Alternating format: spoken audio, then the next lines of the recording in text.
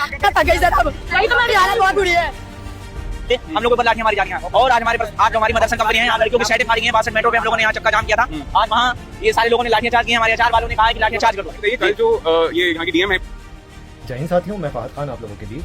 दिल्ली से सटा हुआ क्षेत्र नोएडा, जहां देश भर से लोग मजदूर आकर अपनी रोजी रोटी, अपना व्यवसाय को चलाने के लिए अनेक क्षेत्रों से लोग आते हैं और यहाँ पर जो कंपनियां हैं, जो फैक्ट्रियां हैं, वहां पर आकर काम करते हैं अपने परिवार को चलाने के लिए, अपना पालन पोषण करने के लिए।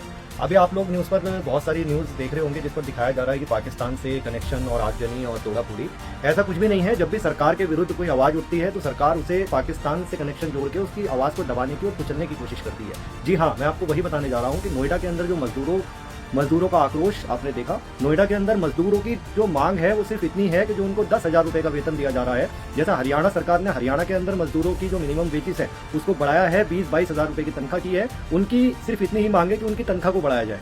ये जो कर्मचारी हैं ये कुछ और नहीं मांग रहे। ये कोई भारत के अंदर कोई अलग से राज्य बनाने की बात नहीं कर रहे, कोई अलग से देश बनाने की बात नहीं कर रहे। ये सिर्फ इतना कह रहे हैं कि जो महंगाई बढ़ रही है, अभी आपने सुना 4,000 रुपए का सिलेंडर लोगों को खरीदना पड़ रहा है। उनका परिवार का पालन पोषण करना बहुत ही मुश्किल हो गया है।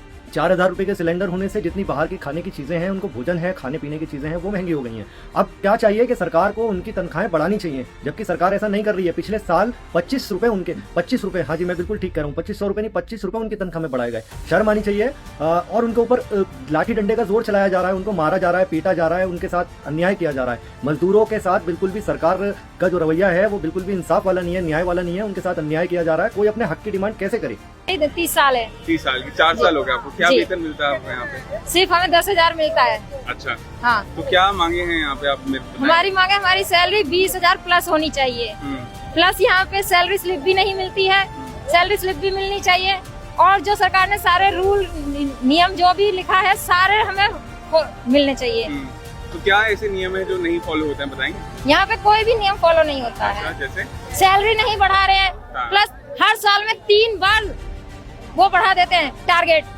इन लोगों को टारगेट बढ़ाने का नियम दे रखा है, लेकिन सैलरी बढ़ाने का अब तक नियम नहीं दिया सरकार ने। आपकी 4 साल में कितनी बार आपकी सैलरी बढ़ी है? पिछले साल बढ़ी थी 29 रुपए। 29।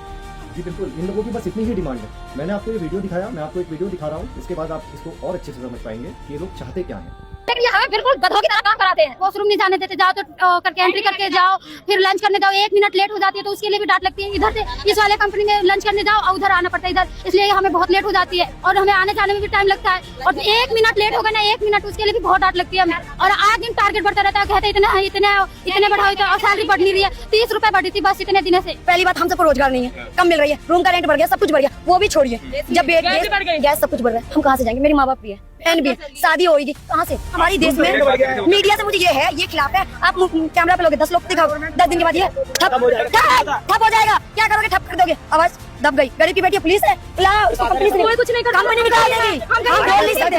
आप बर्दाश्त से बाहर हो, निकालो। कंपनी निकाला, कुछ नहीं हुआ, मैं मर जाऊंगी मीडिया के सामने। तुम्हारी हालत बहुत बुरी है। हम एक फैक्ट्री के बाहर भी पहुंचे जहां वर्कर्स अपने जनरल मैनेजर से जवाब मांग रहे हैं। क्या आपको नहीं लगता कि हिंदुस्तान में जिस तरह महंगाई हो रही है उसमें एक व्यक्ति को जीवन जीने के लिए नोएडा जैसी जगह पर 10,000 रुपए महीने में उसका जीवन चल पाएगा?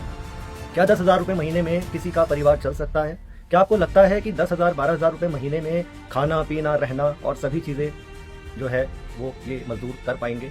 क्या आपको नहीं लगता कि इनकी तनख्वाह बढ़नी चाहिए? बस इतनी सी इनकी डिमांड है, पर सरकार मान नहीं रही है और इनको पूरी तरीके से मारा जा रहा है, पीटा जा रहा है, इनके साथ अन्याय किया जा रहा है। सरकार से अनुरोध है योगी सरकार इनके लिए भी कुछ करे, इनके लिए ही कुछ करे, या यूँ कह सकते हैं, क्योंकि ये सरकार वो है जो सुनना पसंद नहीं करती है और अपने आदेशों को इस तरह मनवाती है। यदि आप उसके आदेशों को ना मानेंगे तो आपको पाकिस्तानी घोषित कर दिया जाता है, आपके ऊपर अलग अलग तरह के इल्ज़ाम लगा दिए जाते हैं, देश विरोधी एक्टिविटी में आपको शामिल करके आपके ऊपर मुकदमे कर दिए जाते हैं, आपके मकानों पर बुलडोजर चला दी जाती है। तो जो भी इस सरकार के खिलाफ आवाज़ उठाता है, जो भी मांग करता है, उसको दबाने के लिए, कुचलने के लिए सरकार हर तरीके से अपने बल का प्रयोग करती है, जो कि बिल्कुल भी न्यायपूर्वक नहीं है।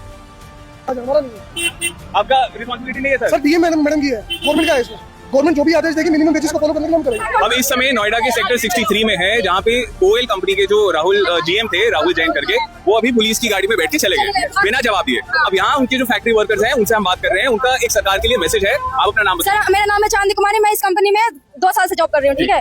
और ये हमारी मांगे पूरी करो। हमारी मांगे सरकार से कहना चाहते हैं कि हमारी सैलरी 20,000 होनी चाहिए। अभी तक 4 बज गए, हम लोग का अंदर बंद करके हम लोग ने खाना नहीं खाया, पानी नहीं पिया। ये 10 बार पानी पिया यहाँ पे बैठ के, खाना नहीं खाया, ये खा के आया है। सैलरी अभी? हमारा सैलरी 11,000। 11,000 मिलता है आपको? 2 साल काम हो हाँ 2 साल हो गया है। तो कुछ बढ़ाया पिछले 2 साल? कुछ नहीं बढ़ाया, कुछ नहीं बढ़ाया। एक मिनट ओवरटाइम मिलता है? ओवरटाइम मिलता है, आधा रोटी काट लेते हैं, हम लोग को खा लेते हैं। खाना मिलता है, खाना में कीड़ा निकलता है। गुस्सा इतना ज्यादा कि वर्कर्स ने हमसे हमारी सैलरी ही पूछ ली और मीडिया से निराशा जताते हुए हमें वहाँ से हटा दिया। किस फैक्ट्री में काम करते हो? हम डिक्सन में। हाँ डिक्सन में। हाँ। क्या नाम है आपका? अमन। अमन, क्या उम्र है? क्या उम्र? 20 साल। 20 साल। कब से काम कर रहे हो? हैं? कब से काम कर रहे हो? 3 साल से। आपकी सैलरी कितनी है? मेरी सैलरी से क्या फर्क पड़ता है? आपकी सैलरी कितनी है? आपकी सैलरी कितनी है? सर हम आपकी सैलरी कितनी है? ये समझना जरूरी है कि ऐसे प्रदर्शन इन मजदूरों से 12-12 घंटे की नौकरी कराई जाती है और उसके बाद इन्हें मिलता है अंत में क्या? 10,000 रुपए महीना। क्या 10,000 रुपए महीने में 4,000 रुपए का सिलेंडर खरीद कर कोई अपना जीवन बसर कर सकता है? किराए के मकान में रहकर अपना किराया अदा कर सकता है, या अपने परिवार के लिए कुछ सेविंग्स कर सकता है, या अपने बच्चे को अच्छा एजुकेशन शिक्षा दे सकता है? क्या अपना परिवार को वो चला सकता है? क्या अपना रोजमर्रा के जो काम है उन सभी को कर सकता है? नहीं। क्या सरकार इतनी निकम्मी हो चुकी है कि गरीबों के बारे में या मजदूरों के बारे में, अपने देश के मजदूरों के बारे में भी ना सोच सके? देश के किसानों की आवाज़ को दबाया, देश के मजदूरों की आवाज़ को दबाया, देश की सेना की आवाज़ को दबाया। आपने किस किस की आवाज़ को दबाया? क्या आपको नहीं लगता कि आपने देश के नौजवानों को, देश के युवाओं को कुचलने का काम किया, लोगों की नौकरियों को ख़त्म करने का काम किया? आपने जो सरकारी कर्मचारी थे उनको ख़त्म करने का काम किया? आपने देश को किस मोड़ पर लाकर खड़ा कर दिया? आज जो ये मजदूर तड़प रहे हैं, जो इनकी डिमांड से सिर्फ इतनी सी हैं कि इनकी तनख्वाह बढ़नी चाहिए, जो हरियाणा सरकार ने भी बढ़ाई है।